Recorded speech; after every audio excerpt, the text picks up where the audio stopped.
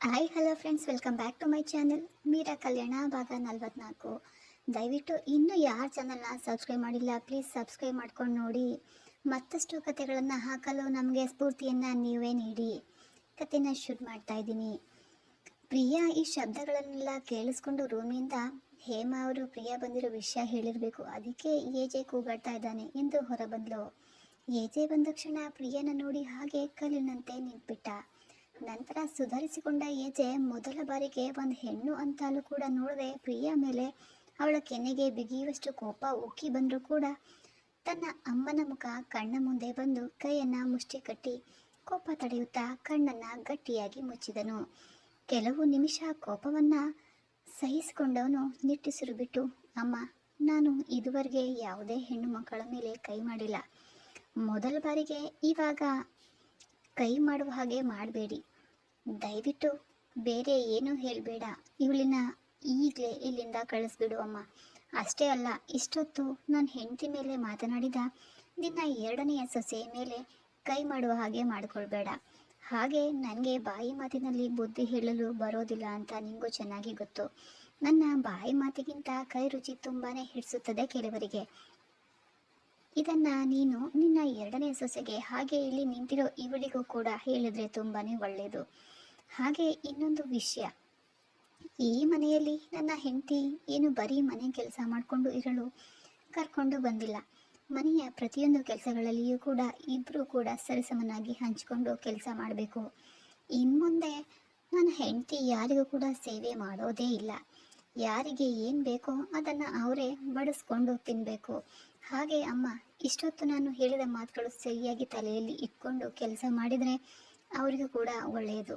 ಇಲ್ಲ, ಇವನು ಏನು ಮಾಡ್ತಾನೆ, ಇವನಿಂದ ಏನು ಮಾಡಲು ಸಾಧ್ಯ ಎಂದು ಈ ಕಿವಿಯಲ್ಲಿ ಕೇಳಿ ಇನ್ನೊಂದು ಕಿವಿಯಲ್ಲಿ ಬಿಟ್ಟರೆ ಈ ಅಮೋಘ್ ಯಾರು, ಅವನ ವಿಷಯಕ್ಕೆ ಹೋದರೆ ಏನಾಗುತ್ತದೆ ಅಂತ ಇಲ್ಲಿ ಕೆಲವರಿಗೆ ಈಗಾಗಲೇ ಗೊತ್ತು. ಇನ್ನು ಕೆಲವರಿಗೆ ನಾನು ತೋರಿಸ್ಬೇಕಾಗತ್ತೆ ಎಂದು ಪ್ರಿಯಾ ಕಡೆಗೆ ಕೋಪದಿಂದ ನೋಡಲು ಅವನ ಸುಡುವ ನೋಟಕ್ಕೆ ವಿದ್ಯೆ ಕೈಕಾಲು ಹೆದರಿಕೆಯಿಂದ ನಡುಗಲು ಶುರುವಾಯಿತು. ಹೆದರಿದ ಅವಳ ಮುಖವನ್ನು ನೋಡಿದ ಏಜೆ, ಇಷ್ಟೊಂದು ಭಯ ಇದ್ದು ಅದು ಹೇಗೆ ಇನ್ನೊಬ್ಬರ ಬಗ್ಗೆ ಅಷ್ಟು ಹಗುರವಾಗಿ ಮಾತನಾಡುವ ಧೈರ್ಯ ಮಾಡುತ್ತೆ ಈ ಹುಡುಗಿ? ಏನೋ ಮೊದಲ ಬಾರಿಗೆ ಗೊತ್ತಿಲ್ಲದೆ ಮಾತನಾಡಿದ್ದೀಯಾ ಅಂತ ಸುಮ್ಮನಾದೆ.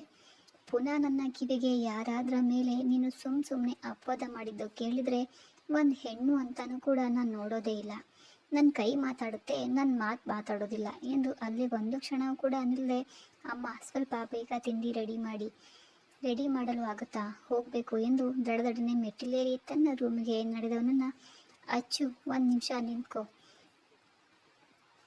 ಪ್ರಿಯಾ ಧ್ವನಿಯನ್ನು ಕೇಳಿ ಅವನ ಕಾಲುಗಳನ್ನು ನಿಲ್ಲಿಸಿತು. ಯಾಕೋ ಅಚ್ಚು, ನನ್ನ ಮುಖ ನೋಡೋಕ್ಕೂ ಇಷ್ಟ ಆಗದೆ ಇರೋಷ್ಟು ಬೇಡವಾಗಿದ್ದೀನೇನೋ ನಾನು. ವಿದ್ಯಾ, ನೀನು ರೂಮ್ಗೆ ಹೋಗಮ್ಮ ಅಂತಾರೆ ಹೇಮಾ ಅವರು. ವಿದ್ಯಾ, ಯಾರಿವಳು, ಅವ್ರ ಜೊತೆ ಏನು ಮಾತಾಡ್ತಾಳೆ? ಇವಳನ್ನು ನೋಡಿದ್ರೆ ಏಜೆಗೆ ಯಾಕೆ ಇಷ್ಟೊಂದು ಕೋಪ ಬರ್ತಾ ಇದೆ? ಅಷ್ಟಕ್ಕೂ ನಾನು ಯಾಕೆ ಹೋಗಬೇಕು ಅಂತ ಮನಸ್ಸಲ್ಲಿ ಮಾತಾಡ್ಕೊಳ್ತಾಳೆ ವಿದ್ಯಾ. ರೂಮಿಗೆ ಹೋಗೋರಾಗಿ ಹೋಗಿ ರೂಮಿನ ಬಾಗಿಲಿನಲ್ಲಿ ನಿಂತ ವಿದ್ಯಾ ಇವರ ಮಾತುಗಳನ್ನು ಕೇಳಿಸ್ಕೊಳ್ಳೋಕೆ ಶುರು ಮಾಡ್ತಾಳೆ. ಅಷ್ಟೊತ್ತಿಗೆ ಪ್ರಿಯಾ, ಅಚ್ಚು, ನನ್ನ ಅಷ್ಟು ಪ್ರೀತಿ ಮಾಡ್ತಾ ಇದ್ದ ಅಚ್ಚು ನೀನೇನಾ? ನಂಗೆ ಗೊತ್ತು ಕಣೋ, ನಾನು ಮಾಡಿದ್ದು ತಪ್ಪು ಅಂತ. ಆದರೆ ನನಗೆ ಆವಾಗ ದುಡ್ಡಿನ ವ್ಯಾಮೋಹ ಜಾಸ್ತಿಯಾಗಿ ಆ ತಪ್ಪನ್ನು ಮಾಡಿಬಿಟ್ಟೆ. ದಯವಿಟ್ಟು ನನ್ನ ಕ್ಷಮಿಸ್ಬಿಡು ಅಚ್ಚು. ನನ್ನ ಅಚ್ಚು ಅಂತಹ ನೀ ಕರಿಬೇಡ ಅಂತಾನೆ ಏಜೆ. ಯಾಕೆ ಕರಿಬಾರ್ದು ಅಚ್ಚು? ನಾನಿನ್ನ ಚಿಕ್ಕವನಿದ್ದಾಗಿಂದ ಹೀಗೆ ಕರೆಯೋದು, ಇನ್ನು ಮುಂದೆ ಕೂಡ ನಾನು ಕರೆಯೋದು ಹಾಗೇನೆ. ಇಲ್ಲಿ ನೋಡು, ನಿನ್ನ ಹೆಸರು ಕರೆಯೋಕ್ಕೂ ನನಗೆ ಅಸಹ್ಯ ಅನಿಸುತ್ತೆ. ನಿನ್ನ ಜೊತೆ ಮಾತಾಡೋಕ್ಕೆ ನನಗೆ ಇಷ್ಟ ಇಲ್ಲ. ನೀನು ಯಾವ ಮಾತು ನನಗೆ ಬೇಕಾಗಿಲ್ಲ. ನೀನು ಒಂದು ಕ್ಷಣ ಕೂಡ ಇಲ್ಲಿ ನಿಲ್ಲೇ ಹೊರಟು ಹೋಗು ಅಂತಾನೆ ಏಜೆ. ಮತ್ತೆ ಪ್ರಿಯಾ, ಹೋಗ್ತೀನಿ ಕಣೋ, ನಾನು ಖಂಡಿತ ಹೋಗ್ತೀನಿ. ನನಗೆ ಚೆನ್ನಾಗಿ ಗೊತ್ತಿದೆ ಕಣೋ, ಈಗ ನಿನಗೆ ಮದುವೆಯಾಗಿ ಹೆಂಡತಿ ಇದ್ದಾಳೆ ಅಂತ. ನನಗೆ ಗೊತ್ತು, ಅಮ್ಮ ಎಲ್ಲ ವಿಷಯವನ್ನು ಹೇಳಿದ್ದಾರೆ ಅಂತ ಹೊರಟು ನಿಂತವಳನ್ನು ಹೇಮಾ ಅವರು ತಡೀತಾರೆ. ಅಮ್ಮ, ನೀನು ಏನು ಮಾಡ್ತಾ ಇದೀಯಾ? ನಿನಗೆ ತಲೆ ಸರಿ ಇದೆ ತಾನೇ ಅಂತಾನೆ ಏಜೆ. ಇವಳಿಂದ ನಾವು ಅಷ್ಟು ಅನುಭವಿಸಿದ್ದೀವಿ ಅಂತ ನಿಮ್ಗೆ ಗೊತ್ತಿಲ್ವೇನಮ್ಮ ಅಂತ ಇವಳನ್ನು ಹೇಗಮ್ಮ ಮನೆಗೆ ಕರ್ಕೊಂಡು ಬಂದ್ರಿ ನೀವು?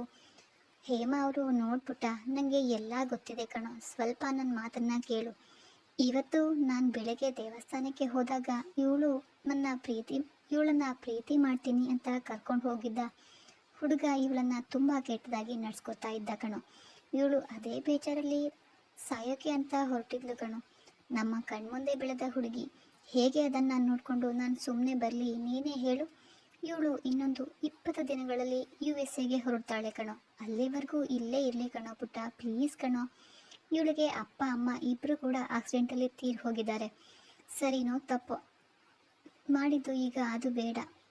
ದಯವಿಟ್ಟು ನನ್ನ ಮಾತನ್ನು ಕೇಳು ಪುಟ್ಟ. ತಂದೆ ತಾಯಿನ ಕಳ್ಕೊಂಡು ಈಗ ಅನಾಥೆಯಾಗಿದ್ದಾಳೆ. ಹಾಗೆ USA ಯಾವುದೋ ಕೆಲಸ ಆಗಿದೆಯಂತೆ, ಅಲ್ಲಿವರೆಗೂ ಮಾತ್ರ ಪುಟ್ಟ, ಪ್ಲೀಸ್ ಕಣೋ ಅಂತ ಹೇಮಾ ಅವರು ಹೇಳಿದ ಮಾತುಗಳನ್ನು ಕೇಳಿ ಕರಗಿದ ಏಜೆ ಏನಂತೂ ಕೂಡ ಮಾತನಾಡದೆ ಮೆಟ್ಟಿಲನ್ನು ಏರಿ ರೂಮ್ಗೆ ಹೋದ. ಇದನ್ನೆಲ್ಲ ಕೇಳಿಸ್ಕೊಳ್ತಾ ಇದ್ದ ವಿದ್ಯೆ, ಇವಳೇನಾ ಅವಳು, ಈ ಏಜೆನ ಹಳೆ ಲವರ್, ನನಗೆ ಒಳ್ಳೆ ಚಾನ್ಸೇ ಸಿಕ್ತು ಈ ಮೀರಾನ ಮನೆಯಿಂದ ಹೊರಗೆ ಹಾಕೋಕೆ. ಹೇಗಾದರೂ ಸರಿ ಇವಳನ್ನು ಇಲ್ಲೇ ಉಳಿಸ್ಕೊಂಡು ಆ ಮೀರಾನ ಹೊರಗೆ ಹಾಕಲೇಬೇಕು.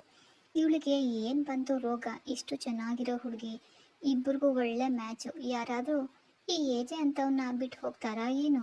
ಇವಳ ಬಗ್ಗೆ ನನಗೆ ಆರ್ಯ ಮೊದಲೇ ಹೇಳಿದ್ದು ಒಳ್ಳೆಯದೇ ಆಯಿತು ಅಂತ ಸಂತೋಷ ಪಟ್ಕೊಂಡು ರೂಮ್ ಬಾಗಿಲನ್ನ ಹಾಕ್ಕೊಂಡು ಒಳಗಡೆ ಹೋಗ್ತಾಳೆ ವಿದ್ಯಾ. ನಂತರ ಮೀರಾ ನಿಧಾನವಾಗಿ ಕಣ್ಣು ತೆರೆದವಳು ಟೈಮ್ ನೋಡಲು ಬೆಳಗ್ಗೆ 10 ಗಂಟೆ ಆಗಿತ್ತು.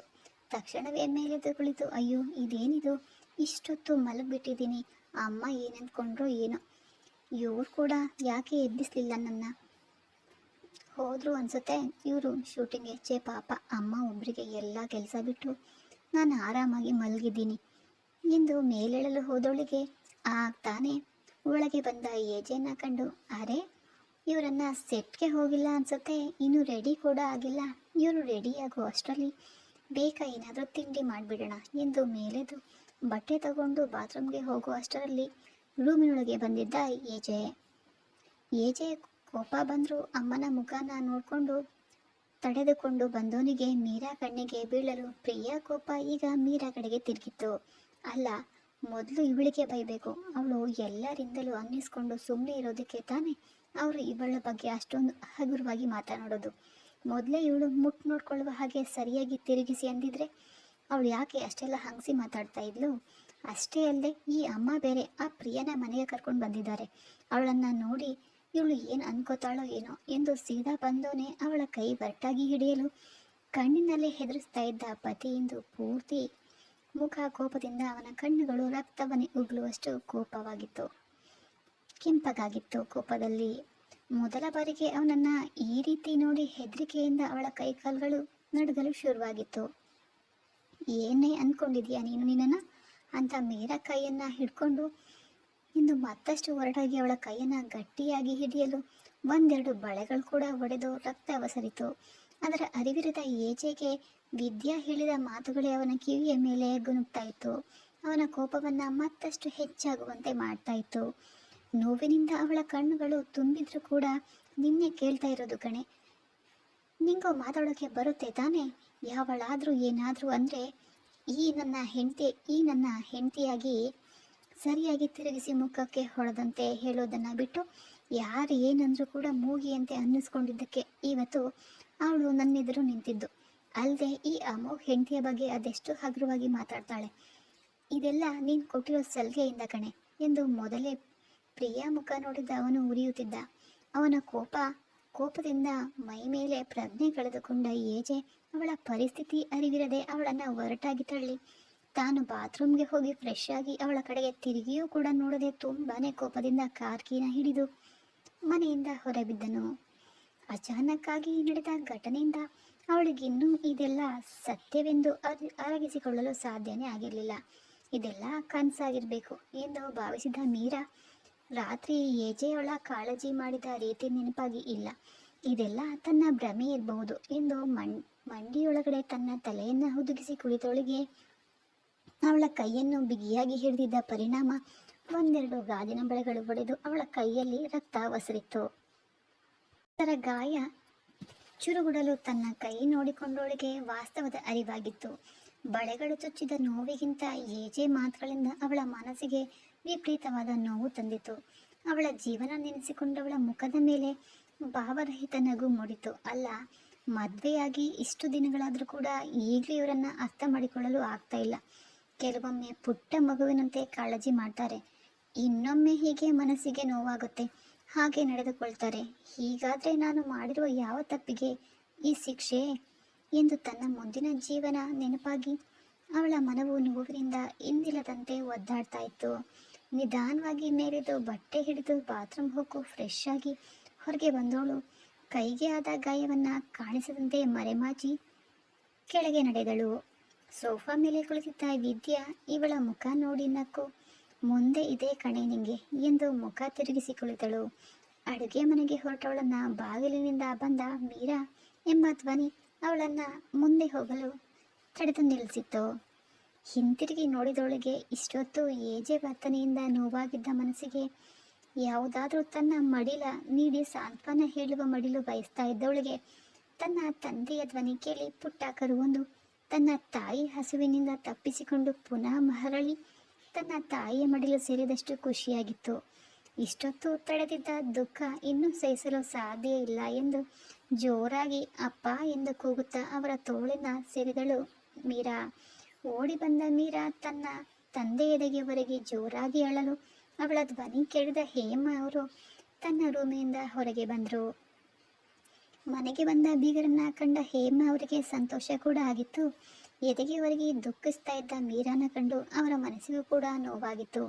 ಅವರ ಬಳಿಗೆ ಬಂದ ಹೇಮ ಅವರು, ಅರೆ ಮೀರಾ, ಇದೇನಿದು? ಅಪ್ಪ ಮದುವೆ ಆದ ನಂತರ ಮೊದಲ ಬಾರಿಗೆ ಮನೆಗೆ ಬರ್ತಾ ಇದ್ದಾರೆ, ಅವರನ್ನು ಒಳಗೆ ಕರ್ಕೊಂಡು ಬರೋದು ಬಿಟ್ಟು ಹೀಗೆ ಬಾಗಿಲಲ್ಲಿ ನಿಲ್ಲಿಸ್ಕೊಂಡು ಅಳ್ತಾ ಇರೋದು ನೀವು ಬನ್ನಿ ಬೀಗ್ರೆ ಒಳಗಡೆ ಎನ್ನಲು ಹೇಮ ಅವರ ಮಾತಿಗೆ ಎಚ್ಚೆತ್ಕೊಂಡ ಮೀರಚ್ಚೆ, ಅಪ್ಪಾಜಿ ಒಳಗೆ ಕೂಡ ಕರೆಯೋದನ್ನ ಬಿಟ್ಟು ನಾನು ಹೀಗೆ ಬಾಗಿಲಲ್ಲಿ ನಿಲ್ಲಿಸ್ಕೊಂಡು ಈಗ ನಾನು ಇಷ್ಟೊಂದು ಅಳ್ತಾ ಇರೋದನ್ನು ನೋಡಿ ಪಾಪ ಅವರ ಮನಸ್ಸಿಗೆ ಯಾಕೆ ಬೇಸರ ಮಾಡೋದು ಎಂದು ತನ್ನ ಕಣ್ಣೀರನ್ನು ಒರೆಸ್ಕೊಂಡ ಮೀರಾ, ಅಮ್ಮ ಅದು ತುಂಬ ದಿನಗಳ ನಂತರ ಅಪ್ಪಾಜಿ ನೋಡಿದ್ದು ಅಲ್ವಾ, ಹಾಗಾಗಿ ಎನ್ನಲು, ಅಯ್ಯೋ ಪುಟ್ಟ, ನನಗೂ ಕೂಡ ಅರ್ಥ ಆಗುತ್ತೆ, ನೋಡ್ಪುಟ್ಟ ಹೋಗು, ಮೊದಲು ಅವರಿಗೆ ಕಾಫಿ ತಗೊಂಡು ಬಾ ಎನ್ನಲು ಸರಿ ಎಂದು ತಲೆಯಾಡಿಸಿ ಮೀರಾ ಅಡುಗೆ ಮನೆ ಕಡೆಗೆ ನಡೆದಳು. ಬನ್ನಿ ಬೀಗ್ರೆ, ಎಲ್ಲ ಹೇಗಿದ್ದಾರೆ? ಮಗಳು ಮದುವೆ ಆದಮೇಲೆ ಇವತ್ತು ಮನೆಗೆ ಬಂದ್ರಿ ಎನ್ನಲು, ಹಾಗೇನಿಲ್ಲ, ಸ್ವಲ್ಪ ಕೆಲಸಗಳಿತ್ತು, ಹಾಗಾಗಿ ಎಲ್ಲಿ ಯಾರು ಕೂಡ ಕಾಣಿಸ್ತಾ ಇಲ್ಲ ಎಂದು ಏಜೆಗಾಗಿ ಸುತ್ತಲೂ ಕಣ್ಣಾಡಿಸಿದಾಗ, ಓ ನಿಮ್ಮ ಅಳಿಯನ, ಅವನು ಆಗಲೇ ಶೂಟಿಂಗ್ಗೆ ಹೋಗಿ ಆಯಿತು ಎನ್ನಲು ಅಷ್ಟರಲ್ಲಿ ಅವರ ಬಳಿ ಕಾಫಿ ಕಪ್ ಹಿಡಿದು ಬಂದಳು ಮೀರಾ.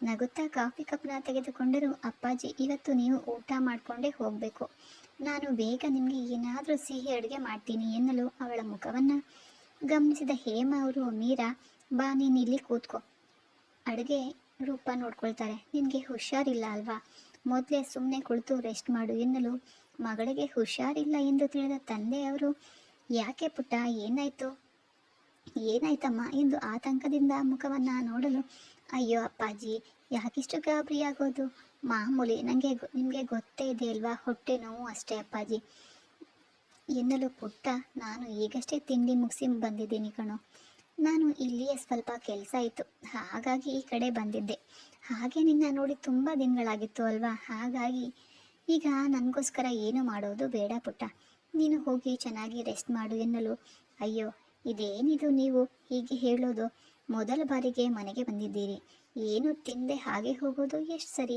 ಪುಟ್ಟ ನೀನು ಇಲ್ಲಿಯೇ ಕುಳಿತು ರೆಸ್ಟ್ ಮಾಡು, ನಾನು ಬೇಗ ಅಡುಗೆ ಮಾಡಲು ತಿಳಿಸಿದೆ ರೂಪಾಗೆ ಎಂದು ಮೇಲೆದ್ದವರು, ಅಮ್ಮ ನನಗೇನು ತೊಂದರೆ ಇಲ್ಲ, ನೋಡಿ ಬೀಗ್ರೆ ಯಾವಾಗಲೂ ನಿಮ್ಮ ಮಗಳು ಹೀಗೆ, ಈ ಹುಡುಗಿ ಹೇಳಿದ ಮಾತು ಯಾವುದೂ ಕೂಡ ಕೇಳೋದಿಲ್ಲ, ಪುಟ್ಟ ಹೇಳ್ತಾ ಇದ್ದಾನೆ ರಾತ್ರಿ ಎಲ್ಲ ಹೊಟ್ಟೆ ನೋವಿನಿಂದ ಇವಳು ಸ್ವಲ್ಪನೂ ಕೂಡ ನಿದ್ದೆ ಮಾಡಿಲ್ಲ ಅಂತ, ಸ್ವಲ್ಪ ಹೊತ್ತು ರೆಸ್ಟ್ ಮಾಡು ಅಂದರೆ ಪುನಃ ಅಡುಗೆ ಮನೆಗೆ ಬರ್ತೀನಿ ಅಂತ ಇದ್ದಾಳೆ, ಮೀರಾ ನೀನು ಇವತ್ತು ಅಡುಗೆ ಮನೆಗೆ ಬರೋ ಹಾಗಿಲ್ಲ, ಇಲ್ಲಿಯೇ ಅಪ್ಪಾಜಿ ಜೊತೆಗೆ ಕುಳಿತುಕೊಂಡು ಮಾತನಾಡು, ನಾನು ರೂಪಾಗೆ ಏನು ಮಾಡಬೇಕು ಅಂತ ಹೋಗಿ ತಿಳಿಸಿ ಬರ್ತೀನಿ ಎಂದು ನಗುತ್ತಾ ಹೇಮ ಅವರು ಅಡುಗೆ ಮನೆಗೆ ತೆರಳಿದರು. ಈ ಕತೆ ಮುಂದುವರಿಯುತ್ತೆ. ಪ್ರಿಯಾ ವಿಷಯ ತಿಳಿದ್ರೆ ಮೀರಾ ಏನು ಅನ್ಕೋತಾಳೆ, ಇದನ್ನೆಲ್ಲ ಸಹಿಸ್ಕೋತಾಳ? ಮೊದಲೇ ಏಜೆ ಮತ್ತು ಪ್ರಿಯಾ ವಿಷಯ ಗೊತ್ತಿರೋ ಮೀರಾ ಮುಂದೆ ಏನು ಮಾಡ್ತಾಳೆ? ಇವತ್ತು ಮನೆಯಲ್ಲಿ ಇರ್ತೀನಿ ಅಂತ ಇದ್ದ ಏಜೆ ಬೇರೆ ತುಂಬ ಕೋಪ ಮಾಡಿಕೊಂಡು ಮನೆಯಿಂದ ಹೊರಗಡೆ ಹೋಗಿದ್ದಾನೆ. ಮುಂದೆ ಮೀರಾ ಜೀವನದಲ್ಲಿ ಏನೆಲ್ಲ ಆಗಬಹುದು ಅಂತ ಕಾದು ನೋಡ್ತಾ ಇರಿ. ಅದಕ್ಕೂ ಮೊದಲು ಪ್ಲೀಸ್ ದಯವಿಟ್ಟು ಸಬ್ಸ್ಕ್ರೈಬ್ ಮಾಡ್ಕೊಳ್ಳಿ. ಮತ್ತೆ ಸಿಗೋಣ ಮುಂದಿನ ಎಪಿಸೋಡಲ್ಲಿ. ವಿಡಿಯೋ ನೋಡ್ತಾ ಇರೋ ಎಲ್ರಿಗೂ ಕೂಡ ಧನ್ಯವಾದಗಳು.